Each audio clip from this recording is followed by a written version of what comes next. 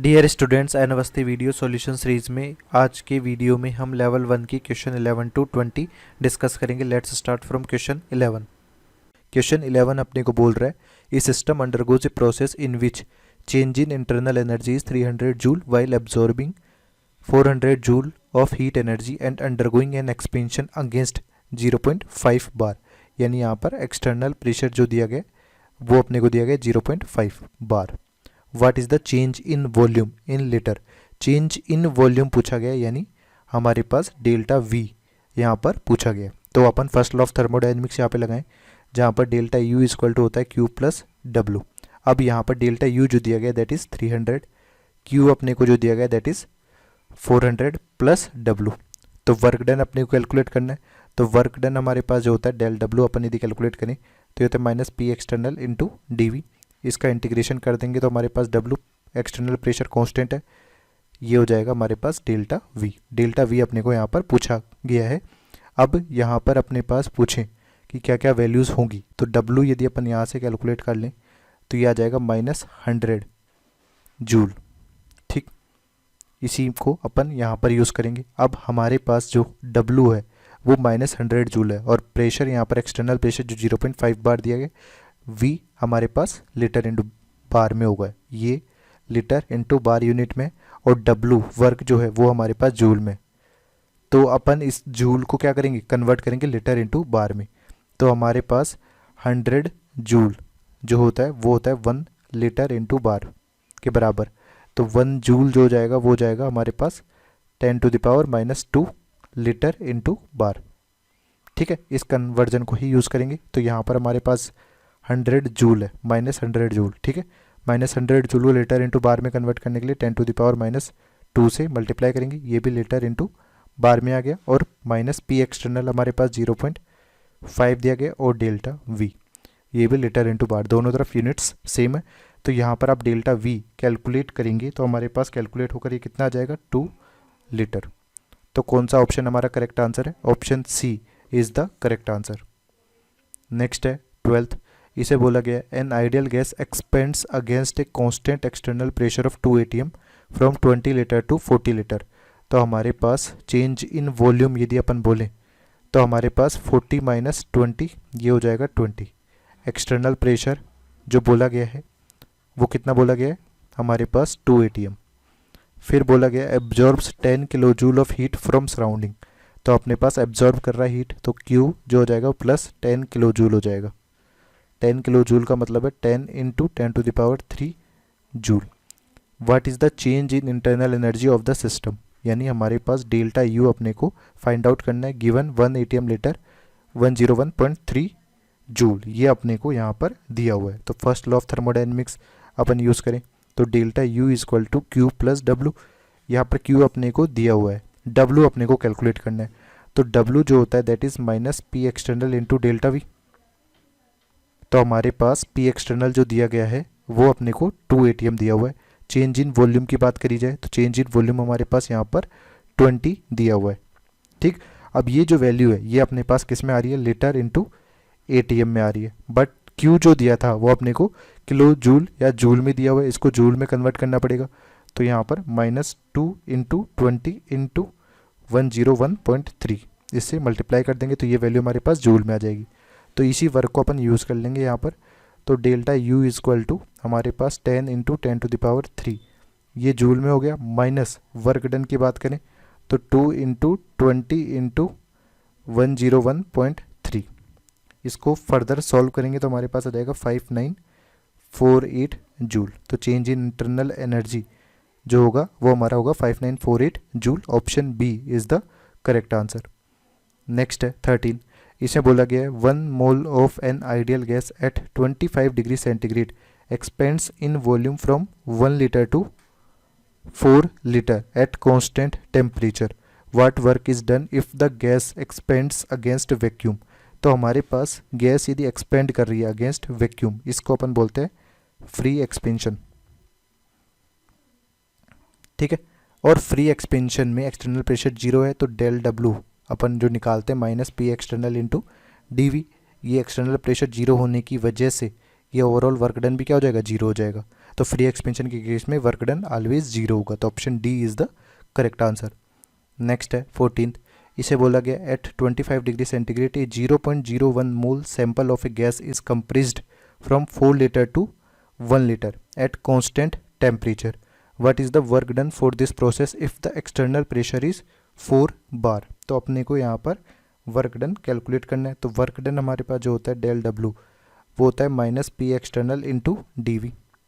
ठीक है, अब आप इंटीग्रेट करोगे इसको तो माइनस यहाँ पर डब्लू तो ये है ही, माइनस पी एक्सटर्नल यहाँ पर कॉमन है तो ये बाहर आ जाएगा, डी वी चेंज होगा तो हमारे पास V1 टू V2, इसको इंटीग्रेट कर देंगे तो माइनस पी एक्सटर्नल हमारे पास 4 है। और चेंज इन वॉल्यूम की बात करें तो हमारे पास V1 जो है वो हमारे पास 4 लीटर है और V2 जो है दैट इज़ 1 लीटर। तो हमारे पास जो एक्सप्रेशन हो जाएगा वो क्या हो जाएगा, 4 लीटर टू 1 लीटर, ये डी वी है। तो इसका जब आप सॉल्व करेंगे तो 4 इंटू 1 माइनस 4, तो अपने पास हो जाएगा -4 इंटू -3, ये वैल्यू हो जाएगी +4 इंटू 3। पर ये जो वैल्यू होगी ये हमारे पास होगी किस में, ATM इंटू लीटर में, सॉरी बार इंटू लीटर में। यहाँ पे प्रेशर जो है वो बार में दिया हुआ है, बार इंटू लीटर। ठीक, बट अपने को निकालना है यहाँ पर वर्क डन किस में, जूल में। तो ये हमारे पास, इसको आप 100 से मल्टीप्लाई कर देंगे तो 12 इंटू 100 ये हमारे पास जूल में आ जाएगा, जिसको आप लिख सकते हो 1.2 इंटू 10⁻³ जूल। तो कौन सा ऑप्शन यहाँ पर करेक्टली मैच कर रहा है, option D is the correct answer. Next है 15th, इसे बोला गया calculate the work done in joule when 4.5 gram of H2O2 reacts against a pressure of 1 atm and 25 degree centigrade. तो यहाँ पर देखिए 2H2O2 लिक्विड जो है वो O2 गैस और 2H2O लिक्विड बना रहा है। तो यहाँ पर इसके यदि मोल्स अपन कैलकुलेट करना चाहें तो 4.5 ग्राम हमारे पास मास गिवन है divided by molecular mass of H2O2 और मोलिकुलर वेट ऑफ H2O2 जो है वो हमारे पास आ रहा है 34 ग्राम, ये 34 ग्राम हो गया। तो यहाँ पर ये जो आ गए ये मोल्स आ गए। अब 2 मोल्स H2O2 से 1 मोल O2 मिल रहा है तो 1 मोल H2O2 से कितना मिलेगा, 1/2। ठीक है, तो यहाँ पर इतने मोल्स यदि हैं तो O2 गैस अपने पास कितना मिलेगा, इसका जस्ट हाफ मिलेगा, अपने पास 4.5/34, ये total moles of O2 obtained है। तो यदि अपन इस पर्टिकुलर रिएक्शन के लिए डेल्टा NG जिसमें गैस ओनली कंपोनेंट होते हैं तो प्रोडक्ट माइनस रिएक्टेंट होता है, प्रोडक्ट में O2 के मोल्स हैं माइनस रिएक्टेंट में कोई भी गैसेस मॉलिक्यूल नहीं है, तो डेल्टा NG की जो वैल्यू होगी वो कितनी हो जाएगी, हाफ इंटू 4.5/34। अब अपन वर्क डन की बात करते हैं तो वर्क हमारे पास जो होता है वो होता है minus P external into delta we, जिसको आप क्या लिख सकते हो, minus delta NG/RT assuming ideal behaviour. Ideal behaviour यदि यहाँ पे एग्जिस्ट कर रहा है तो अपन डायरेक्टली पी डेल्टा वी को डेल्टा NG/RT कंसिडर कर सकते हैं। तो अपन यहाँ पर वैल्यूज़ रख देंगे, डेल्टा NG हमारे पास जो दिया गया -1/2 इंटू 4.5/34 इंटू R की वैल्यू 8.314, टेम्परेचर हमारे पास 25 डिग्री सेंटीग्रेड दिया हुआ है तो टेम्परेचर 25 डिग्री सेंटीग्रेड को अपने को केल्विन में कन्वर्ट करना है। तो ये जो वैल्यू हो जाएगी ये हो जाएगी 298 केल्विन। ठीक है, ये 298 केल्विन हो गई। तो इसको जब आप सॉल्व करोगे एक्सप्रेशन को तो हमारे पास ये वैल्यू कितनी आ जाएगी, ये आ जाएगी -163.9 जूल। ठीक है, जिसको आप लिख सकते हो अराउंड 1.63 इंटू 10⁻²। तो कौन से ऑप्शन से ये मैच कर रहा है, option A is the correct answer. Next है 16, इसे बोला गया है 2 mole of zinc is dissolved in HCl at 25 degree centigrade, the work done in open vessel is. Open vessel में हमारे पास एक्सटर्नल प्रेशर 1 ATM के बराबर ही प्रेशर अपन कंसिडर कर सकते हैं। तो यहाँ पर अपन 16 में क्या करेंगे, यहाँ पर W जो है वो minus P external into delta we constant हो जाएगा, ओपन वेजल है तो इस C को आप क्या लिख सकते हो, हमारे पास 2 moles of zinc is dissolved in HCl। तो इसमें हमारे पास जो गैस कंपोनेंट होगा वो निकलेगा H2, यानी जिंक को आप HCl से में डिजोल्व कर दोगे तो हमारे पास क्या बनेगा, H2 + ZnCl2। ठीक है, तो यहाँ पर गैसियस कंपोनेंट जो होगा वो H2 ही होगा। ठीक है, ये भी सॉलिड है, HCl अपन एक्वस सॉल्यूशन में मान ले तो ZnCl2 भी एक्वस सॉल्यूशन में हो जाएगा। तो डेल्टा Ng जो होगा वो बराबर होगा किसके, मोल्स ऑफ हाइड्रोजन के होगा। तो इस एक्सप्रेशन को अपन डेल्टा Ng RT रखते हैं। ठीक है, तो डेल्टा Ng RT या मोल्स ऑफ H2 RT रख सकते हैं इस एक्सप्रेशन को। तो मोल्स ऑफ H2 यदि अपन निकालना चाहे तो हमारे पास कितना मोल होगा, तो यदि अपने पास जिंक के जितने मोल्स है उतने ही मोल्स ऑफ हाइड्रोजन भी यहाँ पर निकलेंगे यदि इस रिएक्शन को अपन क्या करते हैं, बैलेंस आउट करते हैं। तो यदि यहाँ पर 1 मोल है जिंक के तो यहाँ पर हाइड्रोजन के भी 1 मोल ही ऑब्टेन्ड होंगे। तो H2 के मोल्स कितने हो जाएंगे, 2। तो 2 मोल्स H2 हो गया। R की वैल्यू हमारे पास यहाँ पर 8.314 है। टेम्परेचर यहाँ पे 25 डिग्री सेंटीग्रेड है यानी 298 केल्विन है। तो जब आप इसको सॉल्व करेंगे तो हमारे पास ये जो वैल्यू आ जाएगी दैट इज़ 4955 जूल। ठीक है, और ये जो वैल्यू है ये माइनस में आ रही है, यहाँ पर माइनस माइनस और यहाँ पर भी माइनस। ठीक है, इसी को आप और शॉर्ट करें तो 4.9 इंटू 10⁻³ जूल कर सकते हैं, जिसको इन शॉर्ट 4.9 किलो जूल कर देंगे। क्लियर है, तो हमारा कौन सा ऑप्शन करेक्ट होगा, option B is the correct answer. Next हमारे पास है 17, temperature of 1 mole of a gas is increased by 2 degree centigrade at constant pressure, work done is. तो हमारे पास temperature increased by 2 degree centigrade का मतलब क्या है कि चेंज इन टेम्परेचर जो है वो 2 डिग्री सेंटीग्रेड है यहाँ पर। ठीक है, तो अपन को एक्सप्रेशन चाहिए। तो 17 को आप यदि सॉल्व करेंगे तो वर्क डन हमारे पास जो होता है वो माइनस पी डेल्टा वी होता है, जिसको आप इस तरह से भी लिख सकते हैं कि माइनस NR डेल्टा टी। ठीक है, तो अपने पास एक्सप्रेशन में क्या क्या दिया हुआ है, मोल्स दिए हुए हैं। मोल्स हमारे पास है 1 मोल, आर की वैल्यू को आर रख देते थे। Delta T change in temperature जो दिया गया है वो 2 डिग्री सेंटीग्रेड दिया गया है। तो यहाँ पर आपको पॉइंट समझने की बात है कि चेंज इन टेम्परेचर या जो डिफरेंस है वो हमेशा सेम रहता है, वेदर आप इसको डिग्री सेंटीग्रेड में रखें या केल्विन स्केल में रखें। ठीक है, जैसे कि फॉर एग्जांपल यदि मैं 10 से 20 डिग्री सेंटीग्रेड जा रहा हूँ यहाँ पे डिग्री सेंटीग्रेड से, तो चेंज इन टेम्परेचर यहाँ पर कितना है, यहाँ पर चेंज इन टेम्परेचर है हमारे पास 10 डिग्री सेंटीग्रेड, पर इसी को आप क्या कर रहे हैं, केल्विन स्केल में कन्वर्ट कर दे रहे हैं। यानी ये 373 केल्विन से कहाँ पे जा रहा है हमारे पास, सॉरी 373 नहीं, 273 प्लस 10 यानी 283 केल्विन से हमारे पास 293 केल्विन। तो यहाँ पर भी हमारे पास चेंज इन टेम्परेचर क्या होगा, 10 ही होगा। ठीक है, यूनिट का वहाँ पर ज़्यादा वेरिएशन नहीं होने वाला यदि अपन change in temperature different scales पे भी देख रहे हैं। तो यहाँ पर अपन सिंपली डेल्टा टी की वैल्यू क्या रख देंगे, 2। चेंज इन टेम्परेचर यहाँ पे 2 है, तो ये जो वर्क डन हो जाएगा ये आ जाएगा हमारे पास -2R। तो यहाँ पर हमारे पास जो वैल्यू है कि कौन सी, temperature of 1 mole of a gas is increase by 2 degree centigrade at constant pressure, work done is, तो वर्क डन का जो मैग्नीट्यूड है वो आ रहा है 2R। तो option B is the correct answer. Next है 18, इसे बोला गया a sample of an ideal gas is expanded from 1 metre cube to 3 metre cube in a reversible process for which P is equal to kV² with K 6 bar per metre 6 work done by the gas. तो P हमारे पास जो दिया गया है उसका expression यदि अपन देंगे, K की वैल्यू 6 रख देते तो 6V²। ठीक है, तो अपन इसको सॉल्व करते हैं आगे। तो हमारे पास जो हो जाएगा डेल W वो हो जाता है -P एक्सटर्नल इंटू DV।